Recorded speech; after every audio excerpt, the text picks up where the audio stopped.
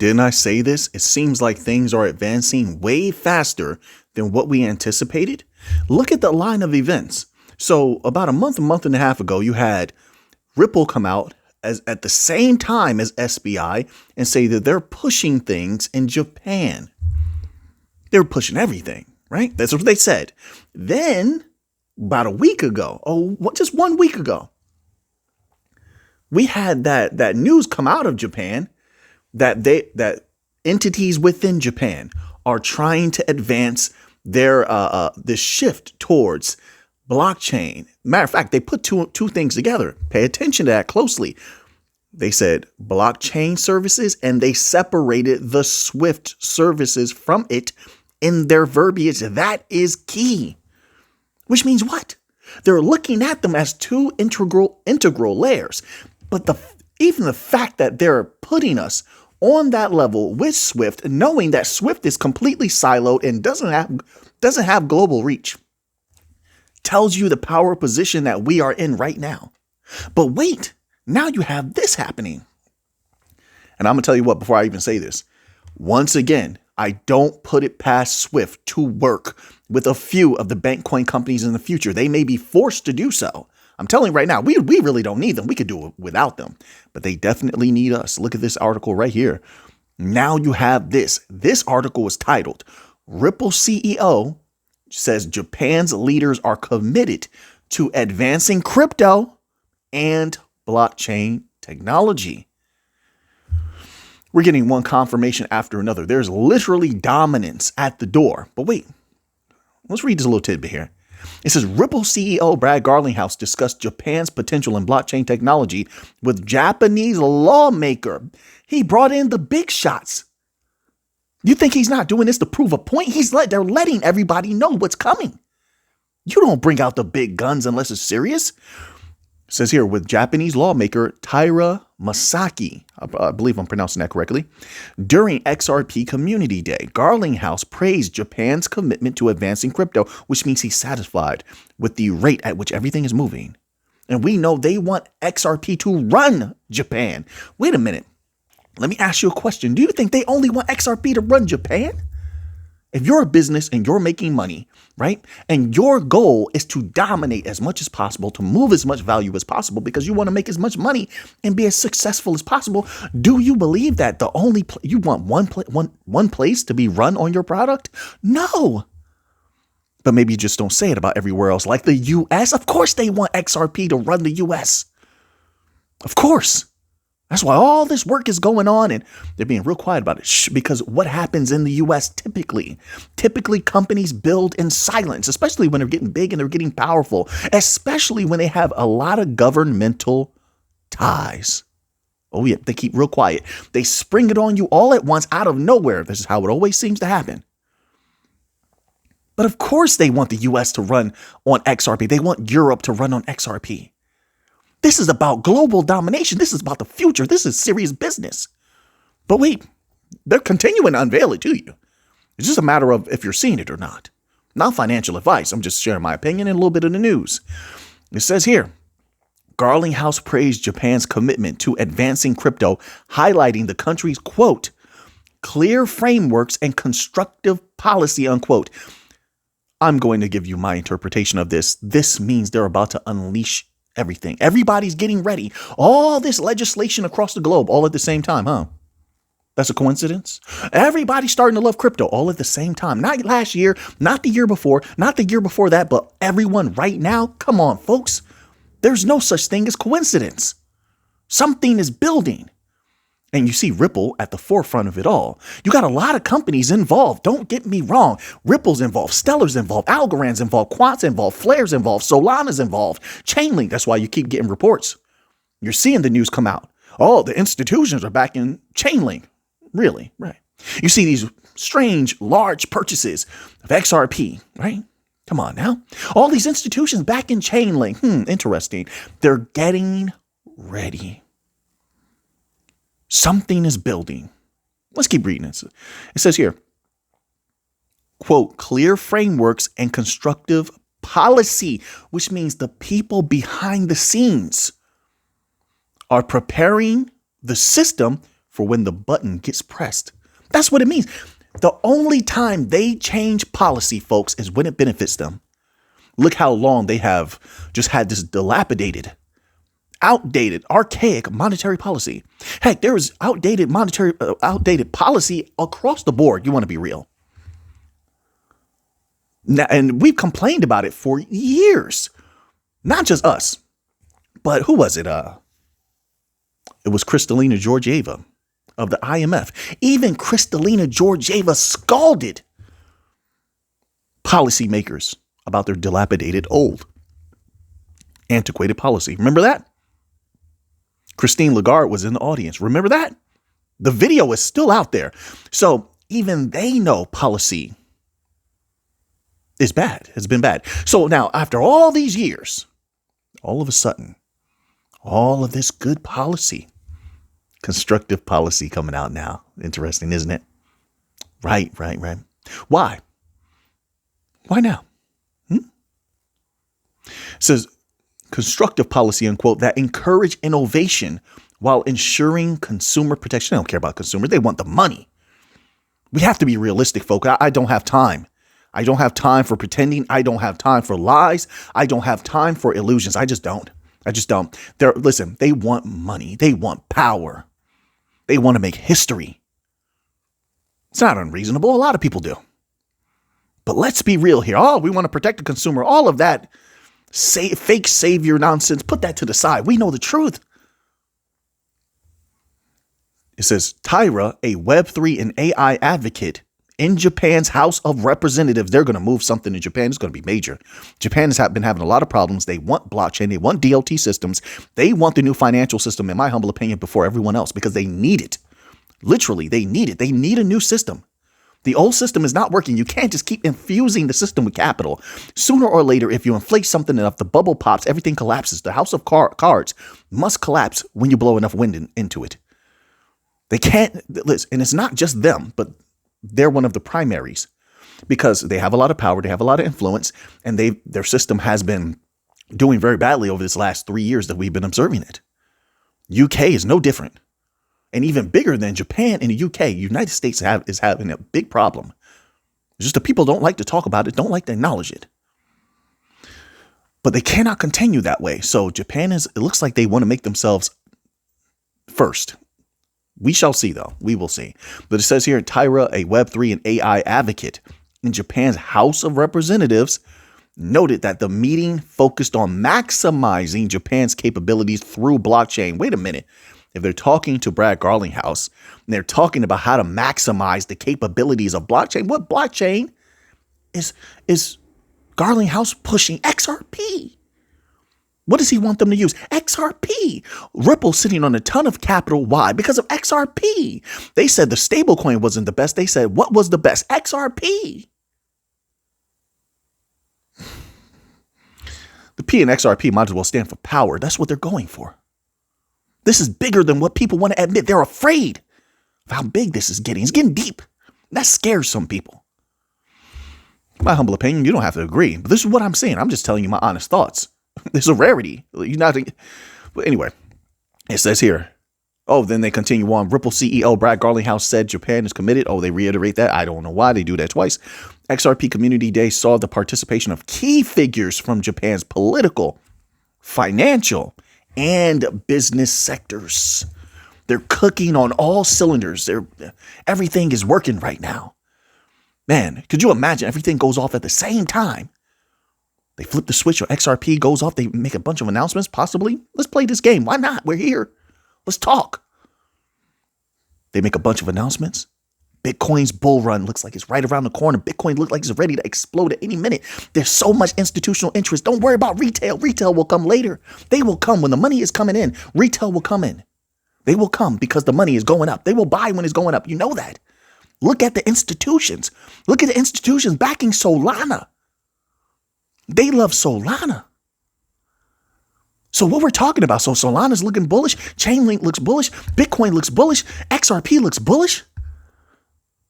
We're talking about a lot of the top cryptos across the board. I'm just showing you what I've been talking about. They look super bullish. Did you watch the last few members only videos? Enter that members only section. Watch those last videos. And now remember what I just said, and then put that information with what I'm talking about right here. And imagine what happens when you put those two pieces of information together. They fit together like a puzzle. They fit together like a puzzle. And when you know that information, then you'll understand why so easily. So easily. You have one big institution after another, one big individual after another, believing that the biggest crypto bull run ever, nothing will compare to it again. That it is possible. It's not guaranteed. It's possible. There's a reason why they all are saying that. There's a reason why they're all, without too much detail, projecting Bitcoin $200,000, some $500,000. They have astronomical predictions. This time around, it's not for nothing. Now, listen, I'm going to stay at 100,000, 150,000. I'm just going to play it safe. I have other things that probably can go way higher than Bitcoin. So I look at it a little differently, and I'm not married to Bitcoin. I'm satisfied with $100,000, $150,000 Bitcoin. I'm satisfied with that. It's just my way. You don't have to be. I'm not asking you to be. Not financial advice. But the reason that they're putting out those astronomical numbers is because of that particular information.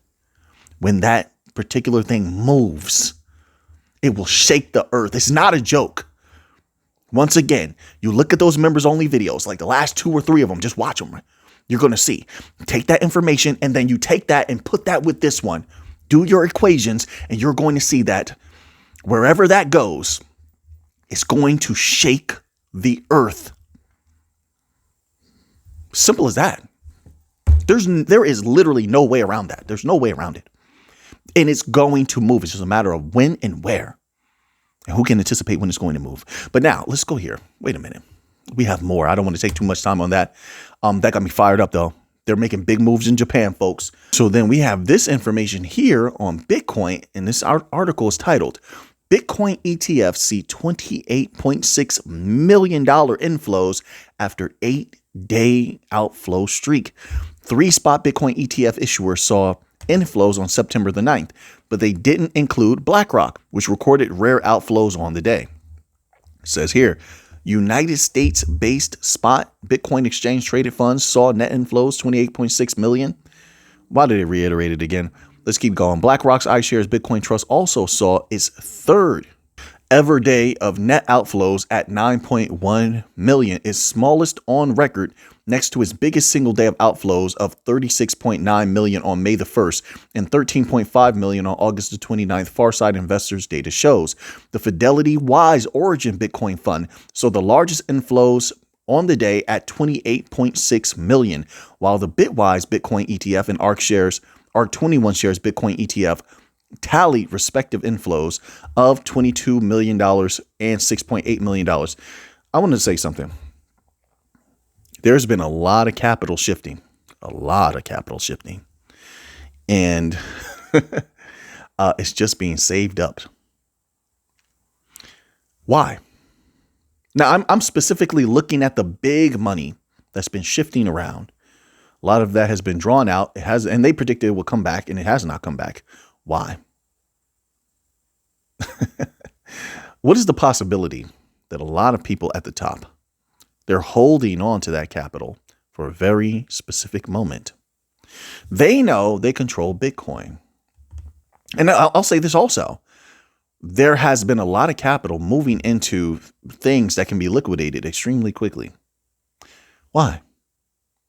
Why? What happens when the Bitcoin bull run begins? The price starts going up. If a lot of those temporary things that are being held are liquidated in mass all at the same time, if people really have come together behind the scenes and they've rigged it, like it seems like they've rigged a lot of other things because they have this information and they contact each other and say, hey, listen, we're going to do this all at once. They push that price up and you see a dramatic rise in Bitcoin. What do you think retail is going to do?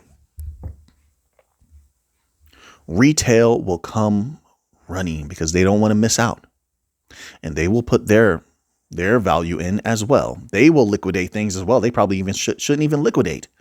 I've heard crazy things over these years. and they will put their capital in and it will go up even further. And this is one of the reasons why. It's one of the reasons why I believe people are predicting a huge explosion in Bitcoin. I do. 100%. There's so much going on. And I think, notice this, we haven't seen that big outflow, or rather not outflow, that big inflow into gold when Bitcoin goes down like usual. I just haven't seen it. Like in the past, maybe I missed it. I don't know. But I'm a pretty good observer. Why? Why hasn't that gone into gold? Why isn't that being held in silver a little bit? Maybe because they want that on hand, right? They want it on hand for when that bull run pops off. They can get in quickly. I mean, listen, just my humble opinion. I'm just putting my thoughts out there. But I'm looking at this and you have this inflow here, right? Bitcoin sees $28.6 million inflows, but then you have an outflow for BlackRock. Why? You think that's for nothing? They went in the opposite direction. What I see here, and I can't remember the number they put on the outflow from BlackRock. Oh, so 9.1 million. So you had 28.6 million inflows total, but BlackRock alone, 9.1 million. You see a slight balancing effect trying to be achieved there. You see that? Right? Can we call that manipulation? Right? I mean, I don't know. I'm looking at that. Rather peculiar, isn't it? Interesting. All right. So listen, Bitcoin remains super bullish. So let's move on here. I want to get to a little bit of Solana news. Okay. So now we have this about Solana. Look at this. What is going on in crypto? The setup is looking very good, in my opinion. This data, that's what the article is titled. This data suggests Solana will surge as the breakpoint event approaches. Now, let's find out what's going on here. Analysts speculate that a historical breakpoint rally could see Solana trade at a 21-month high before September 20th conference. Bitcoin's brutal underperformance spilled to Solana and the broader crypto market. The fifth largest crypto asset by market cap is now down over 15% from the $161 high seen in August. Solana's gross price underperformance could metamorphose, as data has pointed to a catalyst to historical surges in the asset's price. People haven't seen anything yet from Solana. I believe firmly, because of the institutional support, and just using Solana is so good. It is. I've tried it. I've used Solana a bunch of times. It's very, very good, in my humble opinion. And the institutions like that as well. I feel like it's going to skyrocket. I feel like it's going to shock a lot of people. It already has. Remember when Solana, what was Solana like? $16, $17, $18? It went down to 125. So what? Who cares at that point? But I think it's going to shock a lot of people in the future. I really do. But we will see. But it's looking very, very good. According to multiple analysts, the SOL price would see an uptick following the impending breakpoint. The fast approaching annual meeting has historically positively impacted the Solana price. Hence, analysts forecast that the altcoin could see higher prices in the days leading up to the event. Following its in September 21, I think there's a little typo there. The breakpoint event has become a crucial meeting for the Solana ecosystem. The event brings together the Solana team, key industrial players, developers, and the community to share knowledge and acclimate to the network's latest and future trends. Also, what you're saying is a lot of bullish news could be shared and come out at that time. That's what you're saying. There could be a lot of positive information that moves people. This year's event hosts notable speakers like Circle's Jeremy Allaire. All right, I don't need to go into all that, but Solana is looking very good. So we'll keep our eye on this little event that they have coming up here. That could be something. Hopefully there's some good news that comes out of that. And we're going to end off here today, folks, with a little bit of gold news. Gold continues to be bullish. I can't believe what I'm seeing now with predictions. I really, really can't. A lot of these companies are now agreeing that gold could go to $3,000 or above $3,000. Then we have this article here. And once again, I want to reiterate, I love gold forever. Gold forever, all right? It is the store of value, the safe store of value. My humble opinion, not financial advice. With all the debt in the world, gold will only look overbought when prices push above $4,000. This is coming from AUAG's Eric Strand.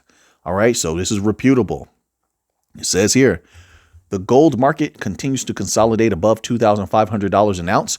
While it may seem a little top heavy, one fund manager believes gold still has plenty of upside and potential. I agree with that. We haven't even seen most of the catalysts, come to fruition just yet. In a recent interview with Kitco News, Eric Strand, founder of the boutique precious metals firm AUAG Funds, said that given the level of money printing and sovereign debt, he sees gold's fair value around $4,000. Whoa. I mean, there's a reason these people are bullish. And remember, he's not even taking into account if the banks go down. A lot of that capital, don't get me wrong, a lot of that capital will go to money market funds, but a lot of it will go into gold for protection. It will go into gold. Silver also. Silver will go up. He's not taking that into account. It says, so sprinkle a little bit of that on top. It says, in a recent interview with Kitco News, Eric Strand, founder of the boutique precious metal firm, they reiterate that. I don't know why all these articles are doing that today. Quote, we may see some volatility in gold at the current price, but we think that anything below $4,000 is cheap. My goodness. Super bullish. I'll take it. I'm in it. I'll take it. I'm not going anywhere. So I guess we will see. I guess I'll see. It says, unquote, he said, quote, long term, the market is nowhere close to being overvalued.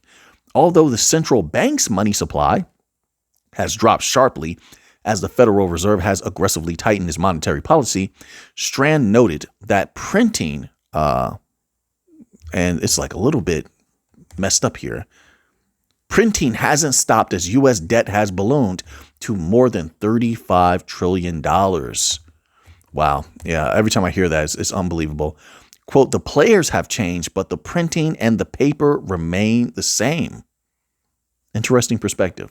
All right. So now that you have that information, what are you going to do with it? I know what I'm going to do with it. So until next time, everybody, let's get to the money.